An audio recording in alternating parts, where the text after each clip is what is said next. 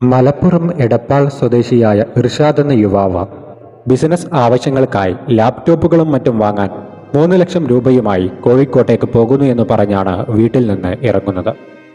അന്നത്തെ ദിവസം വൈകുന്നേരം സുഹൃത്തുക്കൾക്കൊപ്പം ഒരു കാറിലാണ് ഇർഷാദ് പോയത്. പിറ്റേന്ന് രാവിലെ ഞാൻ സുഖമായി കോഴിക്കോട് എത്തിയെന്നൊരു മെസ്സേജ് പിതാവ് ഹനീഫയുടെ ഫോണിലേക്ക് എത്തുന്നു.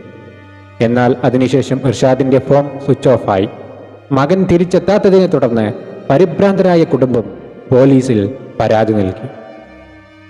ആദ്യഘട്ടത്തിൽ ലോക്കൽ പോലീസ് അന്വേഷിച്ചെങ്കിലും വലിയ പുരോഗതിയുണ്ടായില്ല. സൈബർ സെല്ലിന്റെ സഹായത്തോടെ നടത്തിയ അന്വേഷണത്തിൽ ഇർഷാദിന്റെ ഫോൺ കോഴിക്കോട്ടല്ല, മറിച്ച് മലപ്പുറം ജില്ലയിലെ പന്താവൂർ മേഖലയിലാണ് അവസാനമായി പ്രവർത്തിച്ചതെന്ന് കണ്ടെത്തി. ഇർഷാദിന്റെ സുഹൃത്തുക്കളായ സുഭാഷിനെയും എബിനെയും പോലീസ് ചോദ്യം ചെയ്തു. ഇർഷാദിനെ തങ്ങൾ ബസ് സ്റ്റാൻഡിൽ ഇറക്കിവിട്ടു എന്നായിരുന്നു ഇവരുടെ മൊഴി. അന്വേഷണം വഴിമുട്ടിയതോടെ കേസ് പ്രത്യേക അന്വേഷണ സംഘത്തിന് കൈമാറി. ഇതിനിടയിൽ സാമ്പത്തികമായി ബുദ്ധിമുട്ടുണ്ടായിരുന്ന സുഭാഷും എബിനും പുതിയ ഫോണുകളും മറ്റും വാങ്ങി പണം ദൂർത്തടിക്കുന്നത് പോലീസിന്റെ ശ്രദ്ധയിൽപ്പെട്ടു. കടുത്ത ചോദ്യം ചെയ്യലിൽ സത്യങ്ങൾ ഓരോന്നായി പുറത്തു വന്നു. ക്ഷേത്രത്തിലെ പൂജാരിയായിരുന്ന സുഭാഷ് ഒരു പഞ്ചലോഹ വിഗ്രഹം നൽകാമെന്ന് പറഞ്ഞ് ഇർഷാദിൽ നിന്ന് പണം വാങ്ങിയിരുന്നു.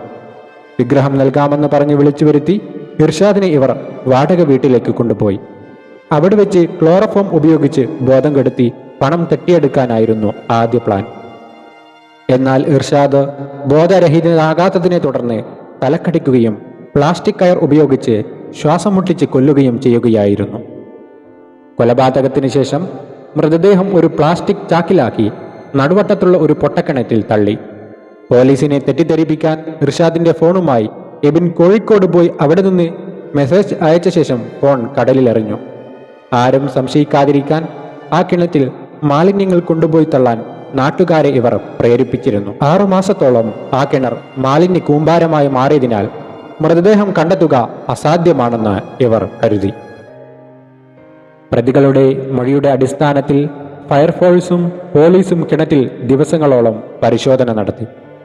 ഒടുവിൽ കിണറിന്റെ ഏറ്റവും അടിയിൽ നിന്നും ദ്രവിച്ച നിലയിലുള്ള മൃതദേഹം അടങ്ങിയ ചാക്ക് കണ്ടെടുത്തു. മൃതദേഹത്തിലെ ഏലസും പല്ലിന്റെ ഘടനയും പരിശോധിച്ചതോടെ അത് ഇർഷാദ് തന്നെയാണെന്ന് ഉറപ്പിച്ചു. പണത്തിനു വേണ്ടി സ്വന്തം സുഹൃത്തിനെ കൊലപ്പെടുത്തിയ ഈ ക്രൂരത കേരള മനസാക്ഷിയെ അങ്ങേയങ്ങും വേദനിപ്പിച്ച ഒന്നാണ്.